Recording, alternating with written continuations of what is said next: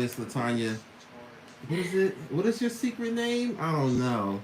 White sugar, black sugar, Latonya Brown Sugar. brown sugar. Yes, yes. So I had to hop in. Yes, you know me at this point. Well, you may. You if you don't, you already. She's gonna step out because I do my rant right quick. Just get out the way about these Lakers, and then I'm done. Um,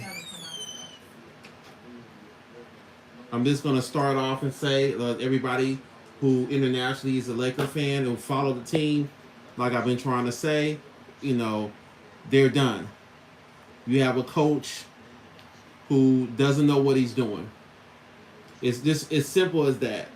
There's no excuse for the lack of, and it's so the fact that it's magnified where he everywhere he can go on TV or whatever, he's got somebody that analyzes everything because you're on the most polarizing team in the league, almost in any sports. So you know you're gonna have viewers, you know you're gonna have people who scrutinize your every move or whatever. So you want to do your best job and not just take shortcuts and then know what you're doing. And it's obvious it's obvious that he doesn't. The coaching staff doesn't know what they're doing, and I don't even know what else to say. Like, you look at it, his track record, he got bailed out last year, and he got the job because he basically kissed ass and told him, like, hey, he'll figure out a way to make Westbrook work. And they're like, oh yeah, sure, young up and coming coach, everybody hot commodity. Why not? Let's go out beyond the box, outside the box, and get this young coach. Never coached before. I get it. You didn't want to go get the retreads. Okay. That was a roller coaster all over the place season. Let's just be real. But they finally made the trade. The new guys came in, and give them credit. There was a luck of the draw. They made it to the play-in and went to the playoffs and made a nice run. And I'm like, okay, you know what?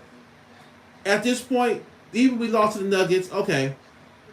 You know what? I think he's got something there. This guy can coach a little bit when he gets to the playoffs or find ways to get these guys. Now, as this season went through, same scenario, same sorry-ass start, same dumbass habits, same, he's in charge of the roster, and he don't know, it's all over the place with who these guys are getting, and they don't know what he's doing.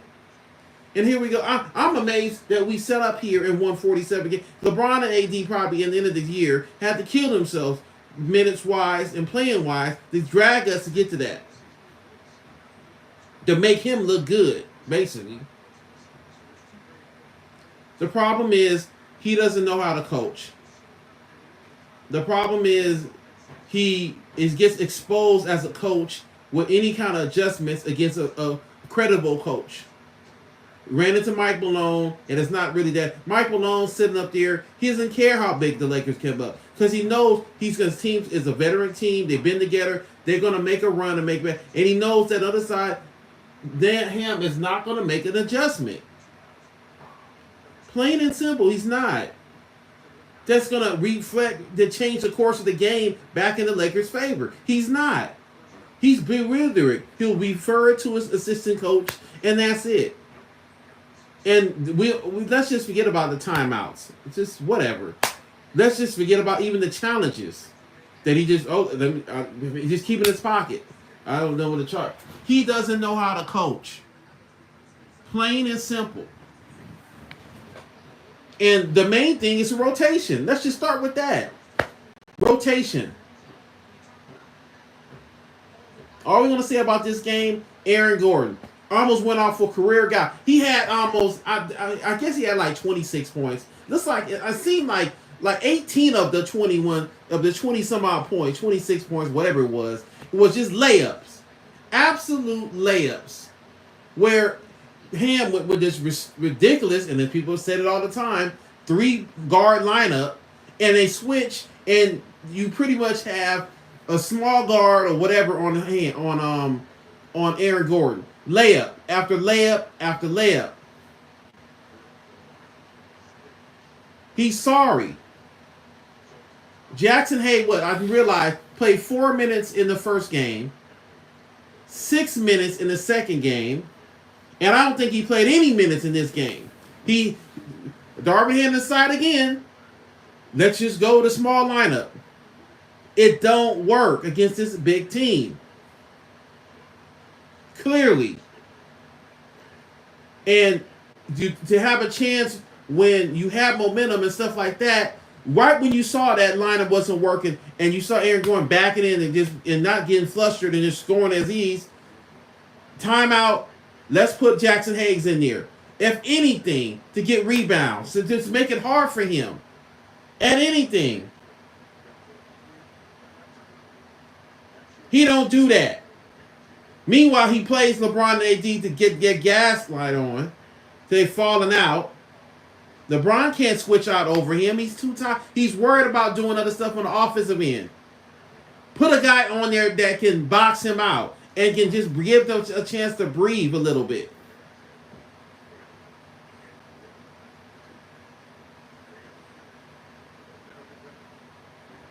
I mean, it is what it is at this point, and I've been saying it. He needs to be fired. Everybody's been saying it. He hears it. The fans have been just at this game apparently put it out there booing him, and at this point it's not working, and I get it. It's a bad look at the organization. We just hired this guy 2 years ago, but there's a disconnect with the players. AD is much, and I'm right. He's right. Like offensively, the lineup is terrible. He don't know what he's doing, and we've been saying it for all standing up and hand in the pockets. That's all they doing. Giving dap to the other coach. Well, good job, bro. Take accountability that you know what you're doing. Phil Handy should be the coach of this team.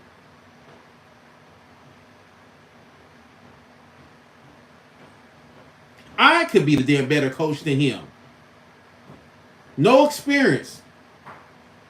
I mean, yes, he was an assistant coach and all this other stuff. Played with Milwaukee out of ring. Talking about actions and all these good basketball terms. I can do that. I can call timeouts. I can say, you know what? Timeout. You just called a timeout. We're going to do it again.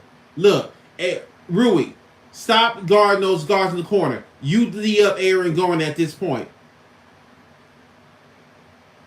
He don't do that. But just whatever. And this 3-guard lineup, no. He kind of messed up D'Lo's confidence last game when he was hot in the first quarter, first half-ish. I think he took him out a little bit. I know we had a lead and all that stuff, and they stopped really kind of running plays for him to get him really back going in the second half as much as they should have. And again, that's lack of coaching. That's lack of like getting a scheme ready so everybody's on the same page. And you can't blame always the players. I'm sure LeBron would love to be like defer to D'Lo and Austin Reeves to just go off, so he can sit back and chill. He can maybe get some rest, and then come back and refresh. And they like, okay, you know, the other team's like, damn, we got to worry about LeBron now coming in the game. He can't do it. He don't know what he's doing, and it's sad. You know. Now, of course, the easy thing for him, or I'm not saying he's gonna do it, is the blame game. D'Lo didn't show up. D'Lo walked out apparently before the end of the game. Then they chroniclized he didn't stand up in the huddle. Even you win as a team, you lose as a team. I get it. D'Lo's gonna feel the breath because he had the worst game ever in the playoffs. Against like last year, he got played off the court. So it's in his mind. I get it. He's gonna say all the right things, but it's in his mind. He's not. Murray is guard. But the other thing is that you know that this dude is starting. I'm just saying, if Rui ain't getting it done or whatever, make some adjustments so that he doesn't have to play 1-on-1 against Murray and gets killed. You can keep D'Lo in the game, keep going, but don't let him get hunted on defense. But again, Darby doesn't do that. He doesn't do that. Jackson Hayes, I don't think he had no minutes tonight.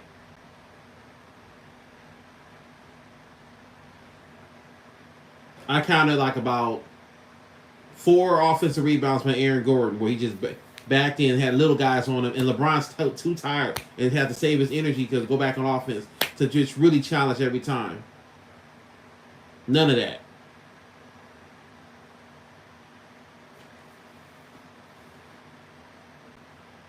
That's it. It's over. The Lakers on the crossword. Who knows what LeBron's going to do? AD probably, if he sees that LeBron's going and then Ham's coming back, he going to want out. Do you blame him? No, this whole little rumors about trading the farm for Trae Young and go running it back with the 3 stars. At this point, I don't know. Does it really matter if it's the same coach again? It's not going to matter because he knows what he's doing. And if he's still back and he's calling the shots, kind of the players that he wants to fit with the scheme, no. Because this year, same he did it, and here we go again. This guy, he didn't know how to tear these guys up into a nice rotation, all over the place. Flat out mess. What the heck you signing Christian Wood for? Basically almost promised him a starting job to sign with the Lakers so late in the offseason, and you just barely have him come off the bench. This is what this guy's doing. And Taurean Prince was in the worst slump and all that stuff. He made sure he got guaranteed minutes. Over promising Max Christie, couldn't get in there. Who else?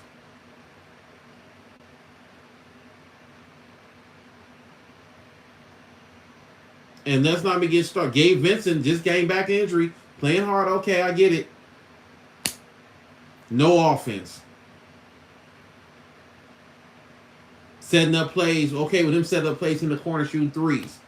And last I checked, he weren't D'ing up Murray as with anybody else. His job was to stuck him in and stop Murray. He's eating on him easy. I don't know what happened to Cam Reddish. I honestly think Cam Reddish is like, you know what? This crap. This dumbass coach. This season's over. Throwing me out there against him. He out. Drafted that guard who looks like he's not NBA ready.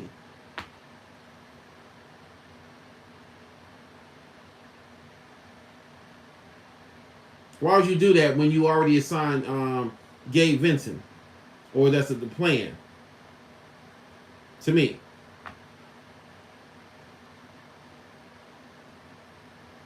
He helped constructed this team. It wasn't just LeBron and AD. They may have kind of quietly signed off, but he constructed these type of players he wanted Rob Pelinka to go after. End of the day, he don't know what he's doing as a coach. Now, Rob can do the right thing and let him go. Problem is, again, who are you going to have to follow? This is going to be a cycle where we've had coaches that only last with us 2 years. You can let them stay another year. It's a tough spot because we're not winning with him as a coach. That'll be another lost year. Even if LeBron comes back, even if we make a big out trade, he can't get it done. Not with this coach. Then the question is now, if you ask him what my opinion is right now, what to do next year, D'Lo got to go. Can't be dependable on the playoffs. Regular season is regular season. That's great. He got to go. Now, the problem is, like you talking about depth. Yeah, that's going to hurt, this whole Trae Young trade. Depth-wise. You're going to lose Rui.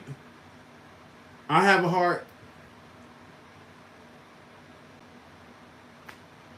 To be real, let's just be real. If I had to choose one of them, I would go for Donovan Mitchell. I think he's a better scorer and a guy that can just take over games and not just a chunker, just a straight up chunker like homeboy. Now, what's his name got empty stats, 25 and 10 assists, good 3-point shooter, good free throw, good at the line, but he is not he doesn't equate to wins. Like, I'm not saying Donovan Mitchell is that way, but if I had to choose, I would go for him over Trae Young. Now, if whatever we happen, I don't really see another guy standing out like, oh, okay, we're going to trade for it. DeMar DeRozan is too old to me. It'd be just right to go get him, but he's 35, 36 years of age. And even if you did bring back LeBron and AD, now you got one of the oldest teams again in the league. You should have got him a couple years ago.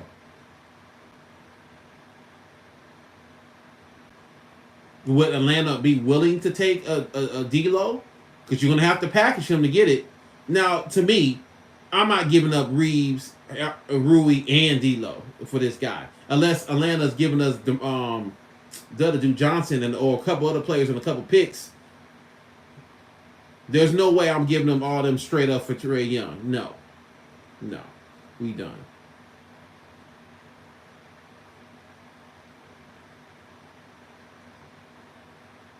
So it's gonna be very interesting to see what we do. This is over though. This series, the season is over. It's sad too, but it's gonna be very interesting to see like what we're gonna have to do. You know, I think the 3-star model actually works in a sense, but you just got to have a balance of the team around LeBron and AD. They can work, but you have to have a balance of the team around them and a good, competent coach. And I think D'Lo's exposed.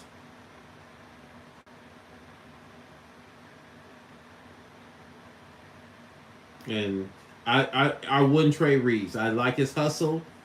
I mean, he's a good, talented starting role player. Don't play defense, but whatever. We live with that. I actually would keep him. Rui, I'm not sure about now. This is a tough one. I'm not sure about him because him starting, he didn't really get it done in the playoffs at all. Very much exposed.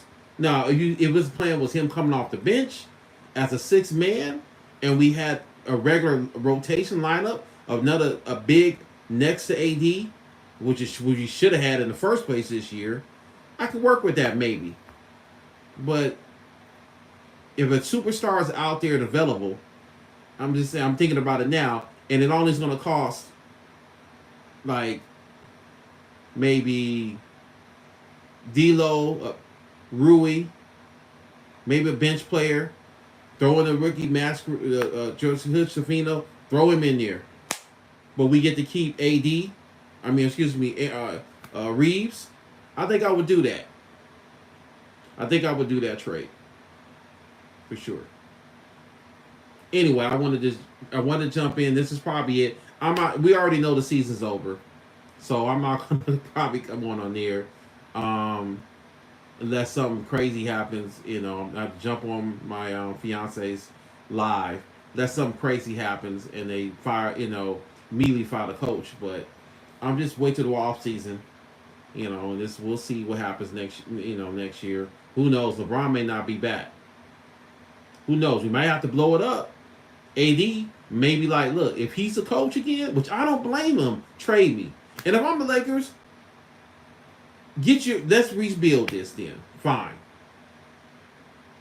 We have attractive spot, let's rebuild. Let's trade AD, get some great value for him. And he gave us a ring. I don't want to do that, but I'm just saying let's do it. But this coach gotta go. No, I would like I said, I'll definitely go with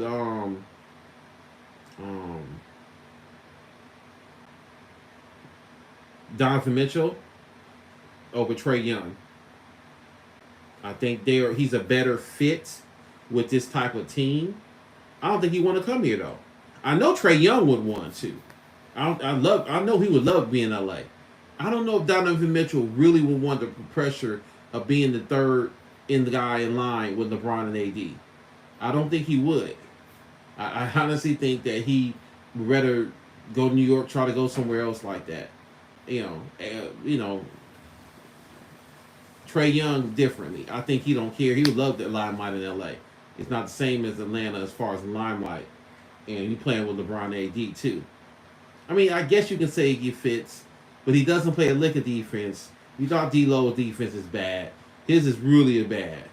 I guess if we kept Vando and we start him, you have someone to help cover for him. But I mean, at this point, that means you got to get rid of Rui Hachimura. I don't know, but we already know that D'Lo's going. So anyway, so I had to jump on. Yeah, this is about it. But it was a good little lesson to go ahead on and just go on and talk about stuff. So all right, until the next time, peace.